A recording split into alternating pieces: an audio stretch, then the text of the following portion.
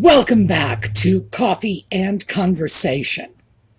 And the reason I am on the verge of laughing is I have my baby here with me, as you can see, and he is determined to be rid of the camera. He has just been slamming into that tripod, and yeah, I'm gonna go. Oh, thank goodness.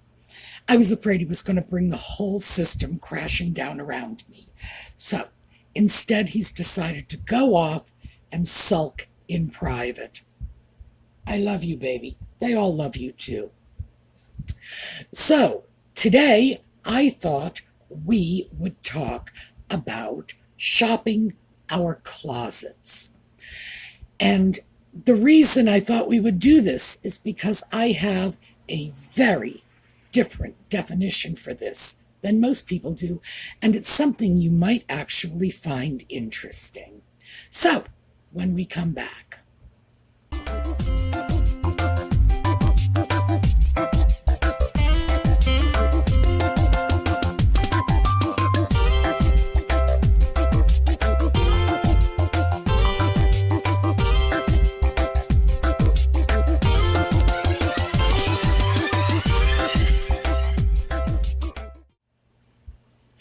So, once again, the lighting is a little different, not quite what you're used to.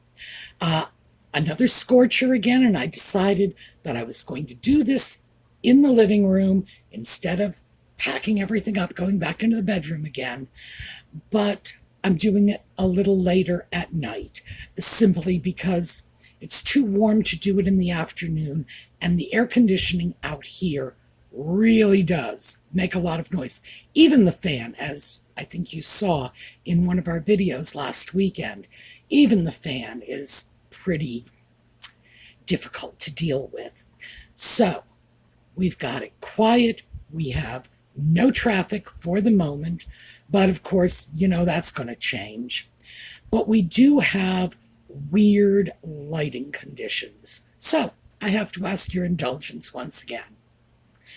All right, shopping our closets. Those of you who are familiar with the concept of shopping your closet probably have a very different idea than what I'm about to present to you.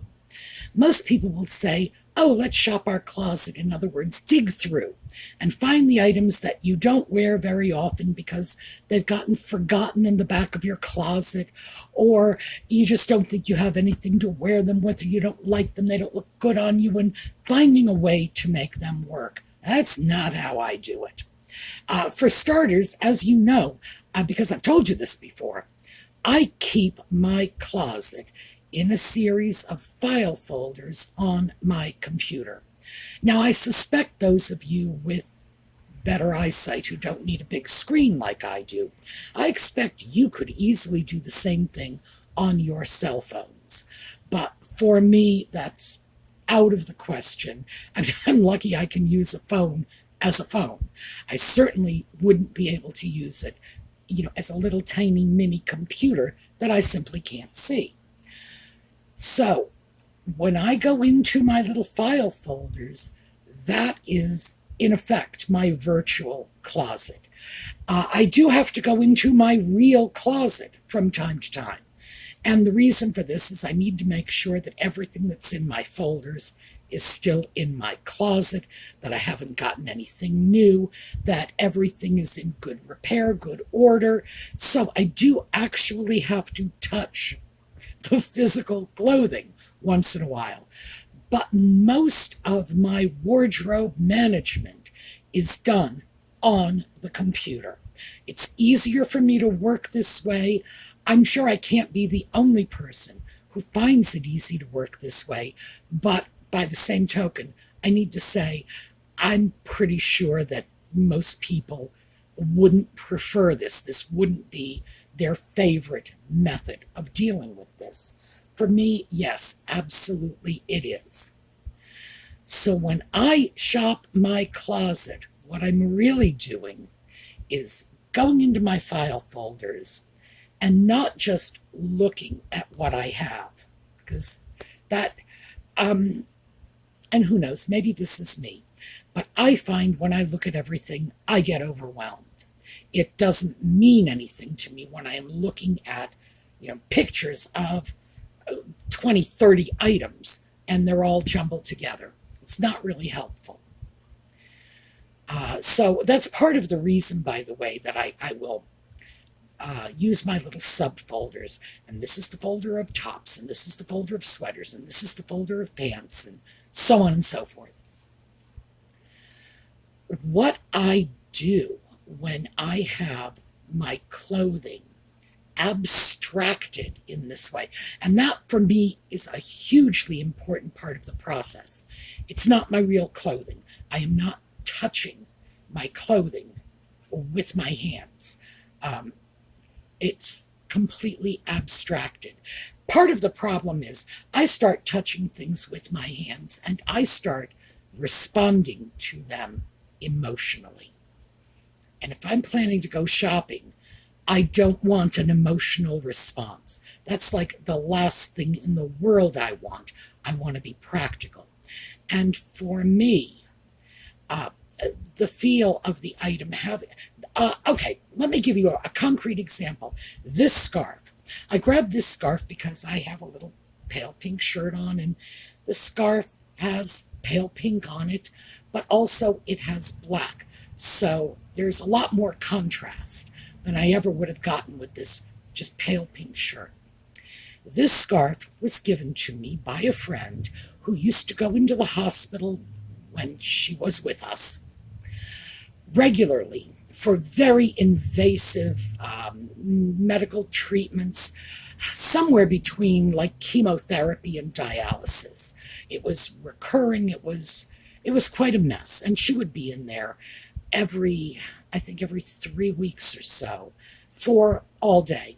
And she would stop at the hospital gift shop on her way out and bring me a scarf. I have several of these. This one is a Valentine's Day scarf. She often got them to coincide with holidays. So something like this has great sentimental value. This is not simply a pink and black scarf. However, if I'm trying to make concrete, practical decisions about shopping for new clothing, what I need to do is look at this as a pink and black scarf. And abstracting my wardrobe through pictures helps me to do that. I don't see, my friend going through that horrible medical procedure, which this was dreadful, and still stopping on her way out to think of me, which is very touching. Don't worry, I'm not getting rid of these scarves. That's not how I am abstracting them. But I do need to be very clear about how many pink scarves I have. Because if I go into my scarf box, you gotta know, if I'm looking for a pink one, I'm going to grab this one first because it has sentimental value. Not always the best choice for whatever I'm wearing. So, in that sense, it works really well to sort of keep my heart out of a decision that should be made with my head. It also helps me make my buying decisions. So for me, shopping my closet is going into those pictures and those folders when I feel that I need something new, or sometimes I just want something new. I don't have to need, who needs scarves, right? I don't have to be filling a need. Sometimes I just have to be filling a desire to make a purchase, and you know what? That's really okay. I go in and I shop my closet. What I do is when I have everything laid out on the computer, and you can do this in your closet, you can pull the clothes right out and toss them on your bed in piles.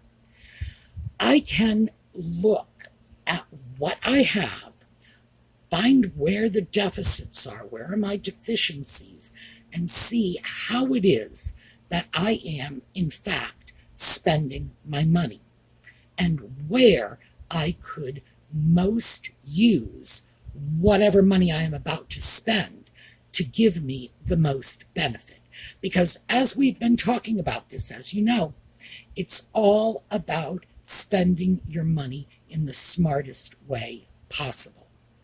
It's all about it. And buying something you already have or that you don't need quite as much as something else is not going to be smart buying. So when I can go into my computer closet, my virtual closet, some of the things I can tell you, like right off the top of my head, is, for one thing, I can tell you how many of every item I have, right down to my socks, because I keep records. I can also tell you pretty much down to the penny. I not always. Usually, if it's like $10.99, I'll round up to $11. But usually, very close to right down to the penny, I can tell you what I've spent for everything.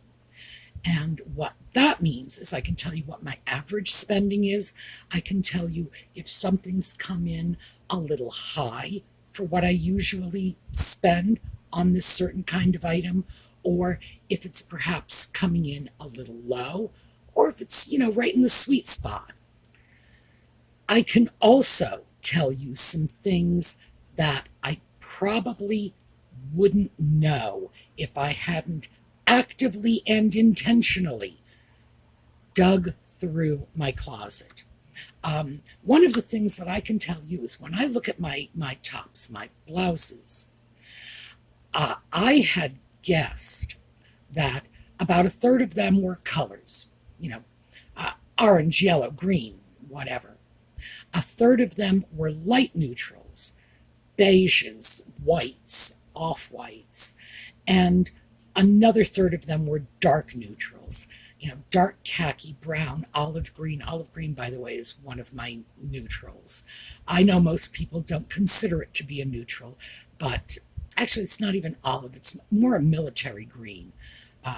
And that's mostly because I have some things in black and white, but I've mentioned this before, they are not my favorite colors. So, yeah, I do have black, white, navy, brown, and then that dark army green, which I guess is my substitute for gray. Ooh, that's how I'm going to get away with it.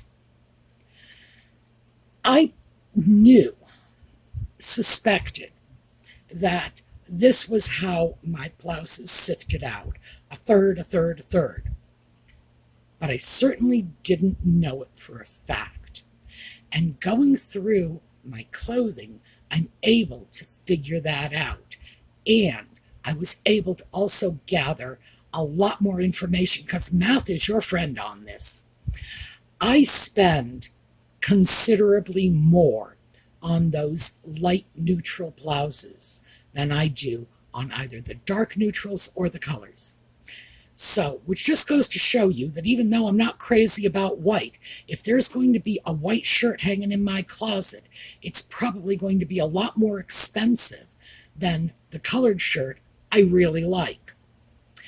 I don't know what that means, but it means something that feels a little off to me. And we all have that, and that's the reason I mention it. We all have this in our wardrobes. Something that, when we look at it, we say, that doesn't seem right.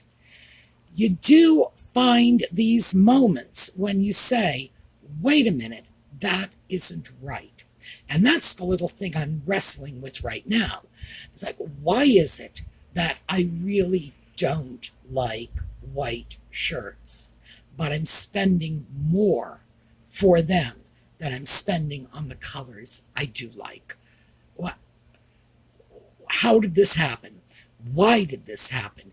Have I started to get it into my head that a white button-up shirt should be a more expensive item, that I'm entitled to spend more on it? Was it just the luck of the draw? I don't know. I have to look at this. But I also have to admit that I would have been a good deal happier if what this analysis had showed me was that I was spending the largest amount of money on the items I liked the best and wore the most frequently. That's not happening. So, in fact, that pretty much gives me a little sort of danger point that I need to take a look at and see if I'm really shopping effectively. And if I hadn't done my dry run through my virtual closet, I wouldn't have known that. So, yeah, going through your closet critically, just critically going through. Just look at this and say, I am doing this as an exercise in order to prepare me for shopping out in the real world. Yeah, you can find out some really interesting things. So one of the reasons, of course, that I throw out my tops is because these are the items in my wardrobe that will get worn out the most quickly. They are among the least expensive, and I rotate them frequently because rotating your blouses, your tops, your inexpensive, well, what was this one? I think this was $18. It wasn't all that inexpensive because I got some in there that were like $6 or $7.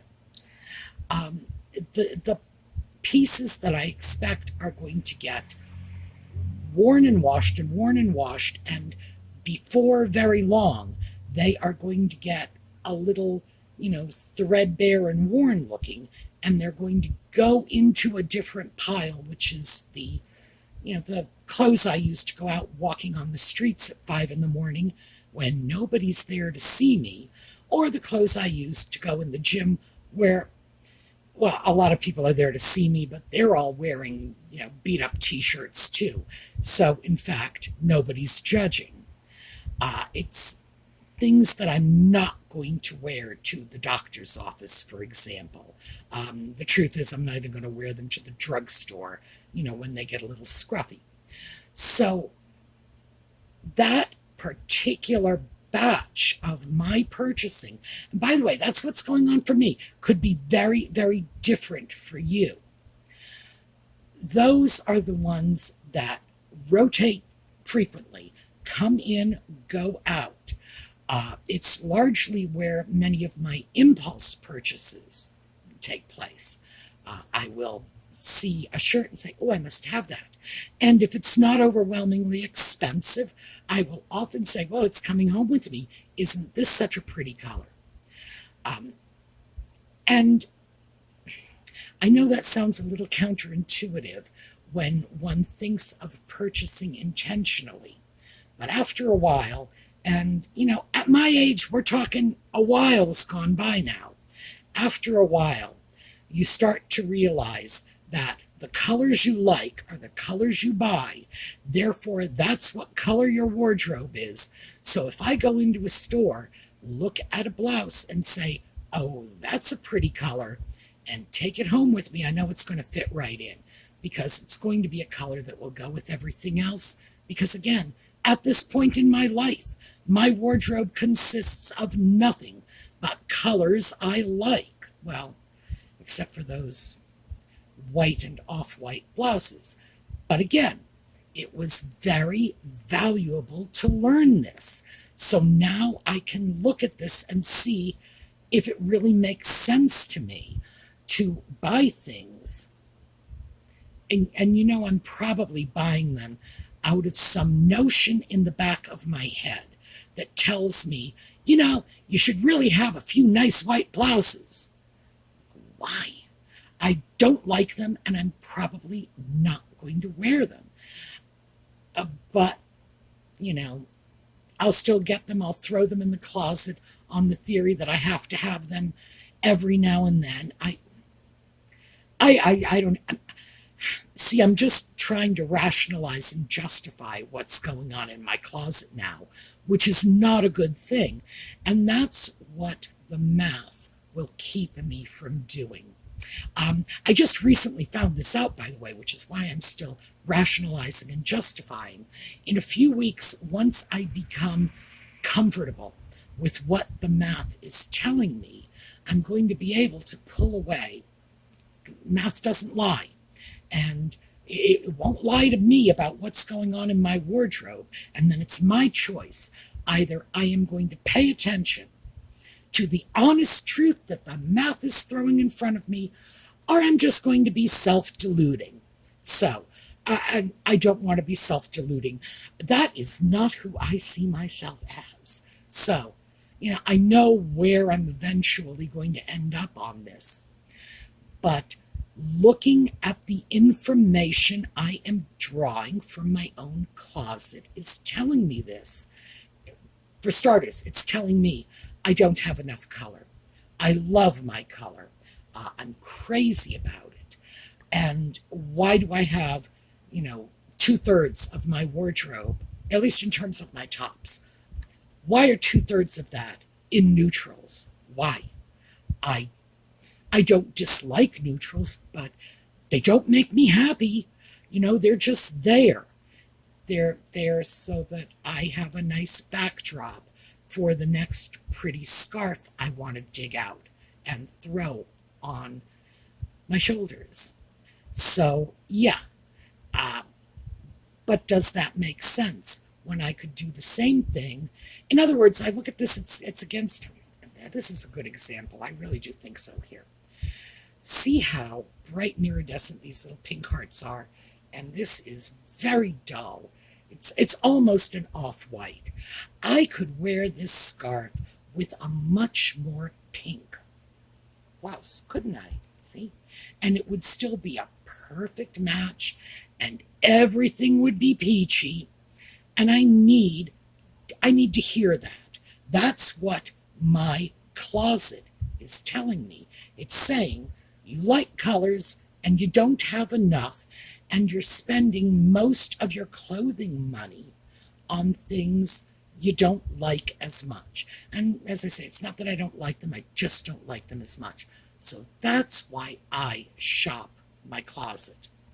Now, I have to do this because I am hitting a point, it's summer, I am hitting a point, and I do this when we go into fall, when I am going to have to throw out a lot of those shirts that started off in my everyday normal, go out to the doctor's, go out grocery shopping, not go to a friend's wedding, but, normal, everyday, out and about clothing. When the pieces leave that, because they've gotten old, they've gotten worn, they've gotten shabby, they've gotten whatever, but they still have plenty of life in it. Remember last week I talked about the virtues of linen. It will last for generations. I can leave it in my will to someone. They've still got life in them, but they're no longer the nice, sparky, pristine things that I really want to be seen around town in. They go over to the out walking at 5 in the morning when nobody's going to see me except a few neighborhood dogs, and they all know me, and they love me for myself. They don't care what I wear. Or the gym, as I say, they don't judge me there, because if they did, I could judge them. And believe me, there are some old guys in this gym, I swear to God, they're wearing shorts. I've been watching them wear those same shorts for 6 or 7 years. So they don't get to judge me. But clothing that still has life and use, but needs to go out of the I'm wearing this in town wardrobe and stick to the I'm wearing this out at 5 in the morning where nobody sees me. I'm wearing this out digging in the garden where I could end up making a complete mess of it and have to throw it away. So that is what I do in the fall. That's when I tend to go through this, mostly because I can get the lightweight summer tops I love on sale, and the new sweaters are coming out. So, it's sort of a practical time for me to shop. And we are in the middle of July, so I've got about 6 weeks until the beginning of September. By the way, the beginning of September, I've always equated this with shopping for school clothes. That's when the new stuff starts coming out. So that's usually when I start looking to do some wardrobe replacements. And now I have to start looking at it, and I have to start thinking about where my next purchases are going to be. And the reason for this is because, yeah, believe me, it takes me like 6 weeks to decide what I'm having dinner for the evening. I really am a slow decision maker. So it will be a while, but what I know right now is I know I want to throw more color into my wardrobe. I really do. I need to spend a lot less on those light neutrals, the whites, the off-whites, etc., because that's taking up a larger percentage of the amount of money I'm spending on tops. Those are the expensive ones. I got to change that. I got to fix it.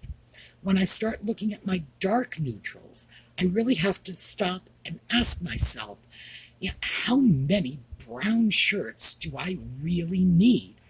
So what's really going to be beneficial to me in this shopping through my closet in preparation for my real world shopping is knowing I'm not buying as many colored shirts as I want.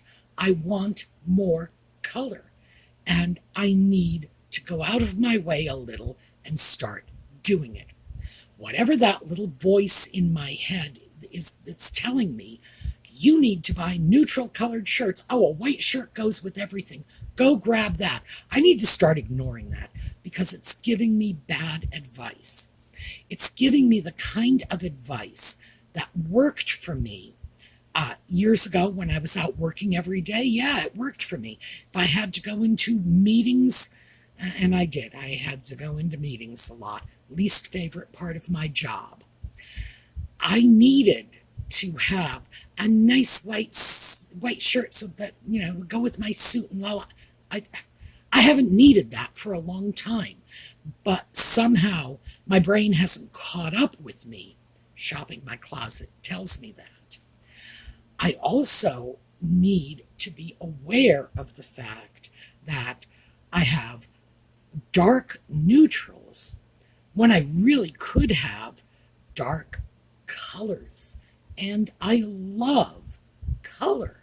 So I've been buying for somebody else. And that's what it feels like to me. Like I look at this and think, oh yeah, a third of my clothes, I love them to death. They're so colorful.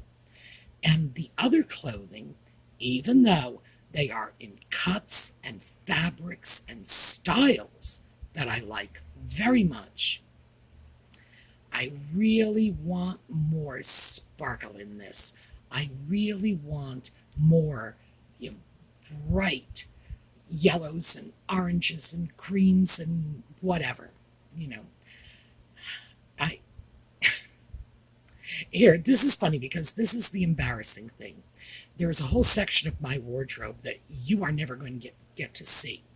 Mostly because it's embarrassing. It's my Bozo the Clown wardrobe. I've mentioned I go out walking at 5 in the morning. There are no street lights. My walking out at 5 a.m. clothing, and it's mostly the stuff I wear in the winter when I have to put on sweatshirts and whatnot. It's like safety orange, safety yellow. I have a knitted headband. Jane made it for me, my neighbor across the street.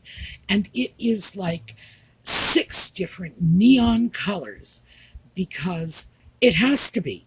Because I'm out at 5 o'clock in the morning with no street lights, and I wear flashers, so there's no reason to be concerned for me. But I need that high visibility.